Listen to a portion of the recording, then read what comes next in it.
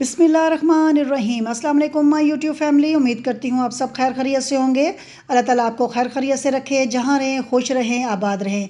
आज की रेसिपी जी मैक्रोनीज़। बिल्कुल आज मैं आपको मैक्रोनीज़ बनाना बताऊंगी, बहुत ही आसान तरीके से बताऊंगी आपको, बहुत ही इजी तरीके से, आपको बहुत अच्छा लगेगा और बहुत ही मज़ा आएगा। तो इसके लिए मैंने आज क्या चीज़ें ली हैं चले मैं आपको बताती हूँ। एक मैंने बाउल लिया है मैक्रोनीज़ और एक गाजर ली है, एक मैंने शिमला मिर्च ली है और आधा से भी छोटा मैंने बंद गोभी का पीस लिया है। उन सब चीज़ों को मैंने काट लिया है और एक अदद आलू लिया है, इसको भी मैंने काट लिया है। 2 चम्मच मैंने पिसी हुई काली मिर्चें ली हैं, 1 चम्मच नमक लिया है, आधा चम्मच मैंने चिकन पाउडर लिया है और 1 चम्मच मैंने सफ़ेद पेपर ली है और आधा चम्मच लाल मिर्चें ली हैं। ये आप स्किप भी कर सकते हैं, लाल मिर्चें आपकी अपनी मर्ज़ी, आप डालें या ना डालें। और ये मैंने केचप्स रखी हैं और साथ मैंने इसमें सोया सॉस, चिली सॉस और सफ़ेद सिरका भी रख लिया है। ये अभी मैं आगे जाके आपको बताऊंगी कि इसको किस तरह इस्तेमाल करना है। एक पैन में आपने पानी ले लेना है, इतना पानी लेना है कि जिसमें आप मैक्रोनीज़ को बॉईल कर सकें। तो जब पानी अच्छी तरीके से गर्म हो जाए तो आपने जो मैक्रोनीज़ रखी हैं वो आपने इसमें शामिल कर देनी है और 1 चम्मच आपने ऑयल और 1 चम्मच नमक शामिल करना है और इसको बॉईल करना है। इतना बॉईल करना है कि बिल्कुल मतलब 90% आपकी ये मैक्रोनीज़ बॉईल हो जाए। तो जब 10% रह जाएगी तो आपने इसको पानी इसका निकाल के इसको छन्ने में रख लेना है।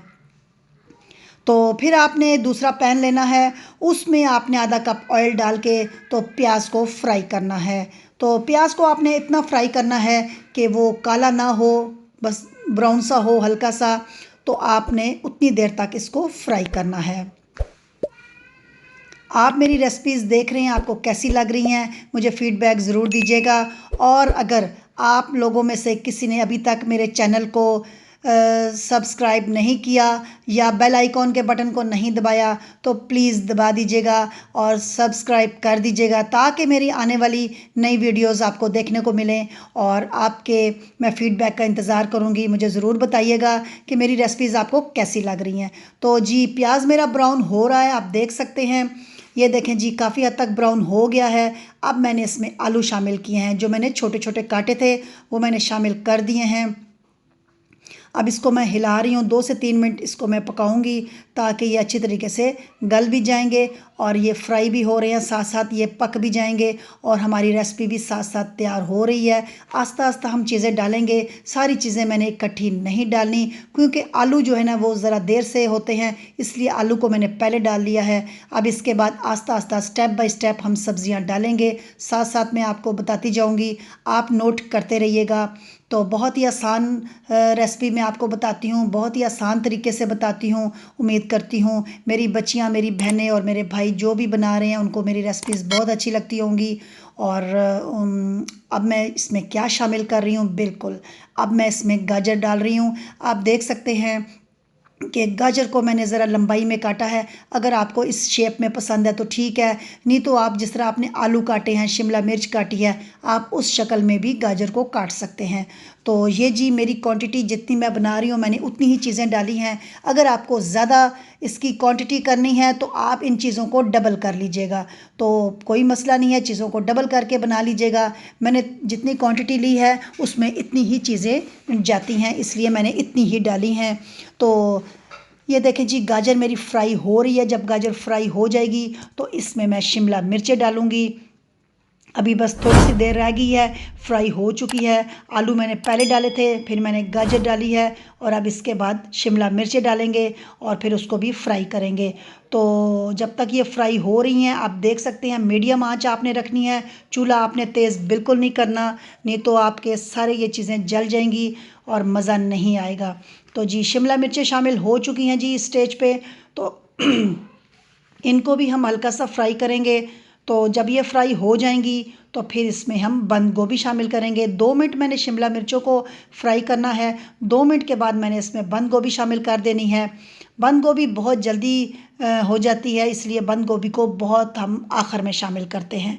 तो ये देखें जी सबसे आखिर में हमने बंद गोभी शामिल की है क्योंकि ये बहुत जल्दी गल जाती है, मिक्स हो जाती है, इसलिए इसको आप थोड़ा सा लेट शामिल करें। तो ये अच्छी तरीके से हम मिक्स कर रहे हैं। आंच आपकी मीडियम होनी चाहिए, तेज़ बिल्कुल नहीं आपने रखनी।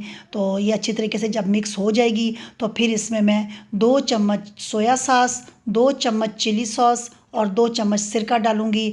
तो आप इस क्वांटिटी को कम भी कर सकते हैं, अगर आप ज़्यादा नहीं खाते तो आप इसको कम भी कर सकते हैं। तो लेकिन मुझे इतनी अच्छी लगती है तो मैंने इसमें 2-2 चम्मच डाला है।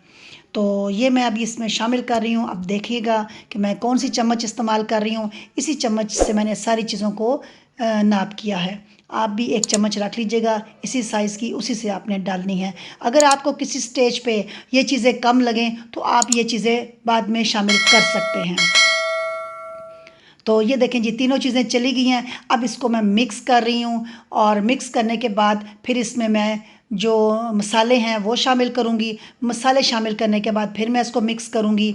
तो अगर आपका दिल करे कि आप इसमें चिकन डालना चाहें, मैं वेजिटेबल बना रही हूँ, अगर आपका दिल कर रहा है कि आप इसमें चिकन भी शामिल करना चाहते हैं तो आप मसाले डालने के बाद आप श्रेड चिकन भी शामिल कर सकते हैं। ठीक है जी, वो आपकी मर्ज़ी है। मैं वेजिटेबल वाली बना रही हूँ इसलिए मैंने इसमें चिकन इस टाइम शामिल नहीं किया, नहीं तो जब आप मसाले डालेंगी तो आप साथ ही चिकन श्रेड किया हुआ शामिल कर सकती हैं। वो अब आपके अपनी मर्ज़ी है, आपको जो दिल करे। आपको मैंने दोनों तरीके बता दिए हैं। आप इस तरीके से चिकन वाली बन जाएंगी और अगर चिकन नहीं डालेंगे तो वेजिटेबल बन जाएंगी। तो जी ठीक हो गया जी, लेकिन मैं आज वेजिटेबल बना रही हूँ।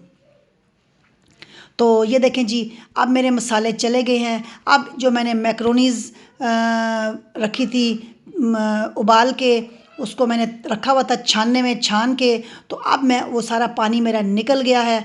अब उसको मैं इसमें शामिल कर रही हूँ और इसको मैंने 2 से 4 मिनट ऐसे पकाने के बाद मैंने इसको 5 मिनट के लिए दम पे रख देना है। तो ये मैंने सारी डालने के बाद मिक्स की हैं और फिर मैंने इसको 5 मिनट का दम दिया है। तो दम में फिर ये बहुत ही मज़े की हो गई है। तो आप फिर मेरी देखिएगा मैं किस तरह कर रही हूँ, आपने भी बिल्कुल ऐसी ही बनानी है। तो मेरी तो बहुत ही मज़े की बनी थी। और जिस स्टेज पे भी आपको इसमें कोई चीज़ भी कम लगे पकाते हुए, आप चेक कर सकते हैं। कोई भी आपको चीज़ कम लगे तो आप शामिल कर सकते हैं।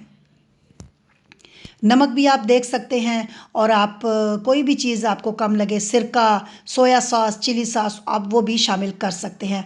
मुझे स्टेज पे थोड़ी सी सोया सॉस और सिरका कम लगा था और मैंने वो थोड़ी थोड़ी चीज़ें, चिली सॉस मैंने ये थोड़ी थोड़ी शामिल की हैं।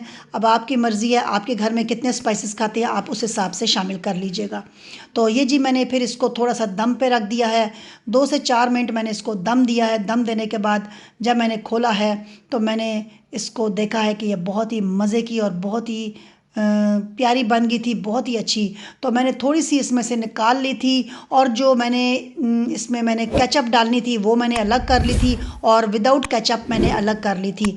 मेरे कुछ घर के बच्चे केचप नहीं खाते थे तो मैंने उनके लिए अलग निकाल ली। मैं केचप वाली खाती हूँ इसलिए मैंने थोड़ी सी चिली गार्लिक केचप डाली है और इसको थोड़ा सा मिक्स किया है और 2 से 3 मिनट मैंने इसको दम सा दिया है। तो मेरी बहुत ही मज़े की बन गई थी। मुझे केचप वाली अच्छी लगती हैं तो इसलिए मैं ये वाली खाती हूँ। तो आपको भी जैसी पसंद है, अगर आप केचप नहीं पसंद करते तो आप बिल्कुल ना डालिए, आपकी वैसे ही तैयार अच्छी लगेंगी, आप बाद में भी डाल के खा सकते हैं। तो मैं इसी तरह डाल के तैयार करके खाती हूँ। तो ये देखें जी, मैं इसको दम दे रही हूँ। अब मेरी 2 मिनट दम पे तैयार हो गई हैं। अब इसको मैं निकाल के तो डिश आउट करती हूँ, फिर आपको दिखाती हूँ। तो मुझे फ़ीडबैक ज़रूर दीजिएगा कि मेरी आज की रेसिपी आपको कैसी लगी और मैं आपके कमेंट्स का इंतज़ार करूँगी, आपके फ़ीडबैक का। तो मुझे ज़रूर अपना फ़ीडबैक दीजिएगा। आज की रेसिपी बहुत ही आसान थी, मेरी बच्चियों के लिए, मेरी बहनों के लिए, मेरे भाइयों के लिए, सब के लिए थी। जो भी बनाना चाहे बड़ी ही आसान तरीके से बनती हैं ये। तो आपका जब दिल करे आप ये बनाएं और खाएं। ये देखें जी, 7 ड्यू है, आपका दिल करता है 7 आप मरिंडा आप कुछ भी रख सकते हैं, जो आपका दिल करता है। तो बहुत ही मज़ा आएगा। शाम के टाइम ये बनाएं और खाएं, एंजॉय करें। तो अब मुझे इजाज़त दीजिए। अल्लाह हाफिज़।